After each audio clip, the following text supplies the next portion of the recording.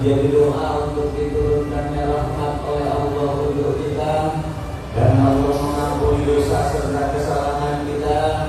Semoga Allah memudahkan urusan kita di dunia dan juga di akhirat kelak. Amin ya rabbal alamin. Jamaah seluruhnya, ibu-ibu, bapak-bapak, khusus kepada para pemuda dan taruna, khususnya kepada panitia yang telah berjuang mewujudkan acara Maulid Nabi besar kita Muhammad Sallallahu Alaihi Wasallam pada malam hari ini.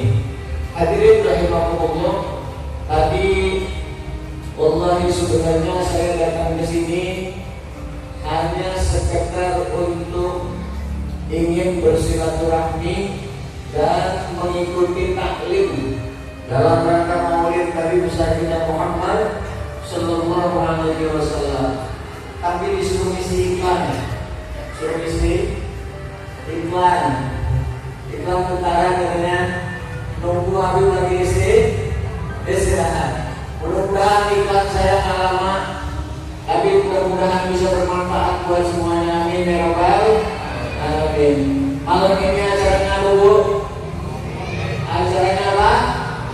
Maulid Nabi besar kita Muhammad Sallallahu Alaihi Wasallam. Tadi di mana acara kita mulai, terus kita dengar pembacaan sholawat. Enak kata dengan mudah baca sholawat itu. Enak kata dengan mudah baca sholawat. Adem ya dengerin dia. Adem kan? Masya Allah. Mudah-mudahan ada muda yang membacakan sholawat tadi. Ini merupakan penciptaan Nabi besar kita Muhammad Sallallahu Alaihi Wasallam, dan mereka serta kita semua akan dikumpulkan bersama Nabi kita Muhammad Sallallahu Alaihi Wasallam di yaumil akhir nanti. Amin ya rabbal alamin. Saya singkat. Malam hari ini kita baca sholawat, ya. Baca sholawat dari awal sampai akhir. Banyak banget bacaan yang dibaca dari sholawat tadi. Tapi apa umat Nabi Muhammad doang yang suruh baca sholawat? Umat Nabi Muhammad doang yang suruh baca sholawat kepada Nabi? Kagak. Ternyata dari Nabi sebelumnya sama umat-umatnya juga disuruh sama Allah baca sholawat kepada baginda Nabi besar Muhammad Sallallahu Alaihi Wasallam. Saking mulianya baginda Nabi kita Muhammad, semua para pemimpin Nabi dan Rasul sebelumnya harus membacakan sholawat kepada baginda Nabi besar kita Muhammad Sallallahu Alaihi Wasallam. Contohnya, mau kasih contoh bu?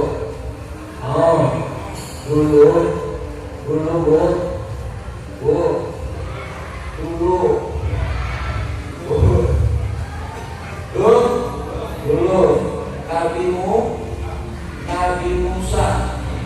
Nabi Musa tahu?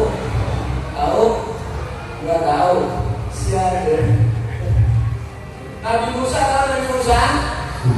Nabi Musa sempat iri, jealous sama Nabi Muhammad Sallallahu Alaihi. Apa jealous? Apa jealous? Jealous apa jealous?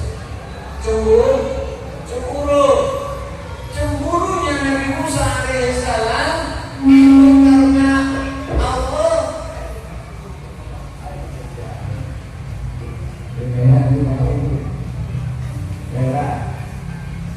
Ya, tapi mana tadi?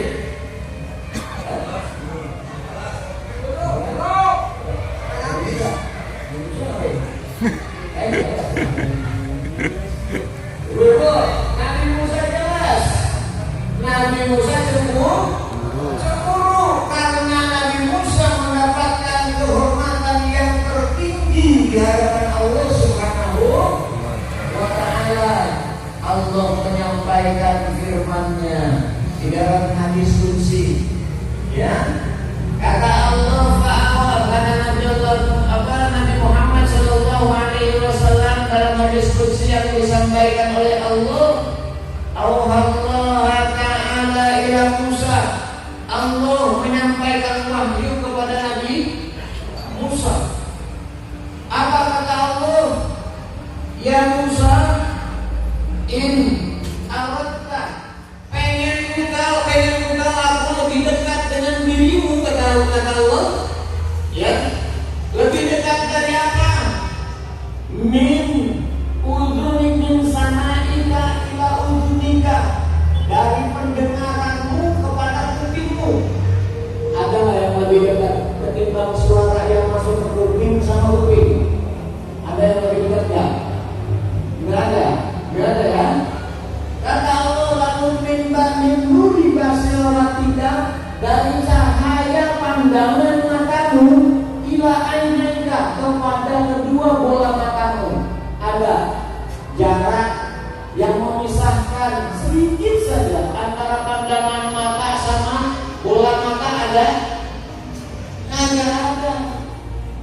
Lalu kata Allah, kalau aku kepengen dekat, lebih dekat lagi denganmu, min ruhika ila badanika, daripada ruhmu, ya, dengan badanmu. Ruh sama badan ada jaraknya, ada jaraknya. Pak, ada jaraknya nggak badan sama badan, Pak? Nggak ada. Ini Allah bisa lebih dekat kepada Allah. Kalau kamu kepengen aku lebih dekat dari itu semua, wahai Musa, kata Allah, fa'aksir minas sholati ala Muhammadin Sallallahu Alaihi Wasallam. Maka perbanyaklah olehmu, wahai Musa, dengan membacakan sholawat kepada baginda Nabi besar kita Muhammad Sallallahu Alaihi Wasallam. Jadi bukan kita doang yang disuruh baca sholawat. Nabi Musa pengen dekat sama Allah, syaratnya kudu banyak-banyak baca sholawat. Sering baca sholawat tuh. Sering baca sholawat tuh. Sering yakin. Paling ibu-ibu baca mah kalau lagi ngilangin galau doang. Model. Kalau lagi galau baru mau baca sholawat sama Nabi ibu. Kenapa? Karena sholawat itu taksibul humum wal humum wa takdil hawaid. Ulama sepakat sholawat itu taksibul humum wal humum wa takdil hawaid. Sholawat itu akan menghilangkan kegalauan, menghilangkan keresahan dan kegelisahan, serta sholawat akan menjadikan pengkabulan atas segala permintaan. Jadi kalau kita mau berdoa sama Allah, kudu dibacain sholawat dulu, ditutup sama sholawat. Kata Sayyidina Ali, kalau orang berdoa kepada Allah kemudian tidak diawali dengan sholawat dan ditutup dengan sholawat kepada baginda Nabi Muhammad Sallallahu Alaihi Wasallam, maka doanya akan tergantung di atas darjat sampai sama Allah.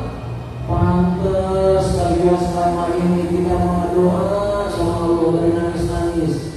Ternyata doa kita bilang nggak diijabah karena nggak baca sholawat sama kanjeng Nabi. Ya, ibu berdoa, ya Allah, saya ibu udah kekurangan ya Allah. Besok pun kasih pulang bayaran, mana cicilan, besok jatuh tempo. Ini bagaimana ya Allah? Ya, teriak berdoa sama Allah, tapi baca salawatnya kan? Nah, ini kesempatan buat kita. Kalau kita mau berdoa kepada Allah agar diijabah doa dan permohonan kita kepada Allah oleh Allah, maka harus diawali dengan sholawat kepada baginda Nabi Muhammad dan ditutup juga dengan membaca sholawat kepada baginda Nabi Muhammad Sallallahu Alaihi Wasallam. Emang kalau sholawat sama Nabi sekarang Nabi dengar kita sholawat kita dengar nggak? Hah? Yakin? Rasul pernah bersabda, ini buat meyakinkan diri kita. Terakhir, meyakinkan diri kita. Kata Rasul bersabda, inna hayati khairul lakum wa mamati khairul lakum. Lagi di depan sahabat Rasul ngomong, wahai sahabatku, hidupku ini baik untuk kalian, wa mamati khairul lakum, dan meninggalnya pun aku nanti itu baik untuk kalian. Dan sahabat bingung. Kata sahabat, ya Rasulullah, kami tahu kalau seandainya hidupmu itu sangat baik untuk kami, tapi bagaimana bisa disebut baik ketika engkau meninggalkan alam dunia ini dan meninggalkan kami semua? Apa jawab Rasul? Hayati maka hatta sunnah lakum, maka semua amal kalian akan dilaporkan kepadaku, kata baginda Nabi Muhammad Sallallahu Alaihi Biinci ya Rasul dilaporin, Inci bin Fulan hari ini ngelakuin maksiat ya Rasul, ya Rabbana dilaporin ya Rasulullah. Hari ini pun ada anak muda yang kumpul di atas panggung, anu bin anu disebutin satu-satu di hadapan Rasulullah. Mereka sedang membacakan sholawat kepadamu ya Rasulullah. Lalu ketika Rasul mendengar kata Rasul, seandainya perbuatan kalian baik, fa'in khairan fahamidullah, maka aku akan memuji kepada Allah dan berterima kasih kepada Allah Subhanahu wa ta'ala. Tapi lihat bahasa berikutnya kata Rasul, fa'in ghairu dzalika, tapi kalau seandainya tidak seperti itu, ya ingat, kalau bahasanya baik lawan kata baik apa? Buruk. Tapi Rasul untuk umatnya tidak mau mengucapkan kata-kata buruk. Kata Rasulullah, fa'in ghairu dzalika, kalau seandainya sebaliknya dari perbuatan baik, fa'astaghfirullahalakum, maka aku akan memohonkan ampun kepada Allah untuk dosa dan kesalahan yang telah dilakukan oleh kalian. Ya Rabbana Allahumma sholli ala Sayyidina Muhammad. Ya Allah, ada nabi yang lain selain Nabi Muhammad yang model kayak begini? Ada nabi yang lain yang model kayak begini selain baginda Nabi kita Muhammad? Ada? Gak ada. Maka bersyukur kita jadi umatnya Nabi besar kita Muhammad Sallallahu Alaihi Wasallam. Terakhir, ini kita ngadain maulid udah berkali-kali. Berapa kali kita ngadain maulid? Berkali-kali tiap tahun kita ngadain maulid, ya.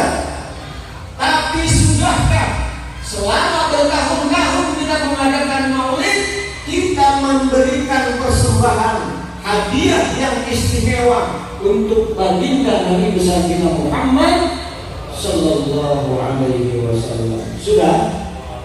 Sudah kita berikan persembahan terindah buat Nabi kita yang begitu sayang terhadap kita.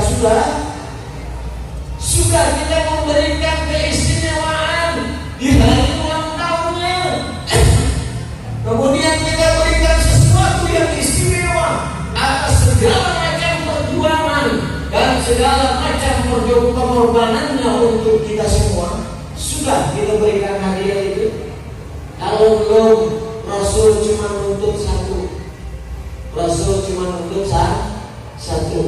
Apa kata Sayyidah Aisyah ketika ditanya oleh sahabat, wahai Sayyidah Aisyah, apa sebenarnya yang paling disenangi oleh Rasul kita Nabi Muhammad Sallallahu Alaihi Wasallam? Apa jawab Sayyidah Aisyah? Ya, bahwasanya Rasulullah Sallallahu Alaihi Wasallam la yujibuhu minad dunya.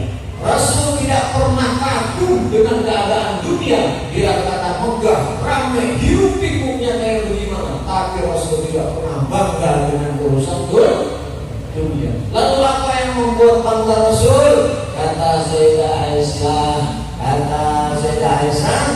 bahwa yang membuat bangga Rasul hanya satu, at-taqwa. Orang yang mendahulukan takwa kepada Allah Subhanahu wa ta'ala. Kenapa Rasul ngomong takwa? Ya, kenapa Rasul pengen kita jadi orang takwa? Padahal di balik takwa itu ada keistimewaan dari Allah yang luar biasa. Kalau kita mau takwa kata Allah, ya, apa? Wa may yattaqillaha yaj'al lahu makhrajan wa yarzuqhu min haitsu la yahtasib. Kalau kita mau takwa, kita akan diberikan jalan keluar dari berbagai macam masalah dari kehidupan kita yang ada. Wa yarzuqhu min haitsu la yahtasib, dan Allah akan memberikan limpahan rezeki kepada kita dari jalan yang tidak disangka-sangka dan dengan jumlah yang tidak disangka-sangka. Jadi takwa ternyata bikin kita jadi orang kaya. Mau jadi orang kaya, Bu? Mau jadi orang kaya? Udah takwanya belum? Belum. Mulai sekarang azam di diri kita. Kalau memang mau takwa, mau kaya, jadikan takwa sebagai landasan utama kita kepada Allah Subhanahu wa ta'ala. Insya Allah hidup di dunia senang dan bahagia serta diberikan dicukupkan oleh Allah. Kata Allah, ya ibna Adam, wahai anak Adam, tafarraq li ibadati. Ya, isilah waktu kalian dengan beribadah kepadaku, kata Allah. Ya. Fa inna fa'alika, kalau engkau mau beribadah kepadaku, amla'u sadraka dengan wa asudda fatroka. Aku akan isi hatimu dengan kekayaan. Kaya hati enak baru. Banyak duit, harta terlimpah, rumah mewah, mobil berderet, tapi hati dokol, geremet, enak tuh, kagak enak, ya. Maka mending kaya hati. Kata Allah, kalau kalian mau ibadah, Allah usut rokabinan, maka aku isi hati kalian dengan kekayaan. Wa asudda fatroka, dan aku akan cukupkan segala macam kebutuhanmu di alam dunia. Oh, udah hati kita kaya, kebutuhan kita di alam dunia dicukupin sama Allah. Ini hadis kursi. Kalau nggak percaya, cari sendiri. Tanya sama Allah kalau nggak percaya. Ya. Yang kedua kata Allah, fa'il la taf'al. Tapi kalau kalian nggak mau beribadah kepada Aku, kata Allah, amla'u yadaka sublan walam asudda fatroka. Aku akan jadikan hidupmu sibuk sesibuk-sibuknya, walam asudda fatroka, dan aku tidak akan pernah memberikan kecukupan untuk kebutuhan hidupmu di alam dunia. Na'udzubillah summa na'udzubillah min Ya Rabbana. Pantes Rasul kepengen kita jadi orang yang taat sama Allah. Karena Rasul kepengen kita jadi orang yang bahagia tidak hanya di dunia tapi juga di akhirat kelak. Ya. Nah, maka dengan memperbanyak sholawat, insya Allah akan tumbuhkan keyakinan di dalam diri kita, sehingga kita semakin dalam lagi rasa yakin dan iman kita kepada Allah dan rasa cinta kepada baginda Rasul kita Nabi Muhammad Sallallahu Alaihi Wasallam. Dan dengan memperbanyak sholawat, Allah mempermudah segala macam urusan kita di dunia dan di akhirat, serta Allah melimpahkan rezeki kepada kita semua untuk bekal ibadah, serta nanti kita dapat berkumpul bersama baginda Nabi kita Muhammad di yaumil akhir di surganya Allah Subhanahu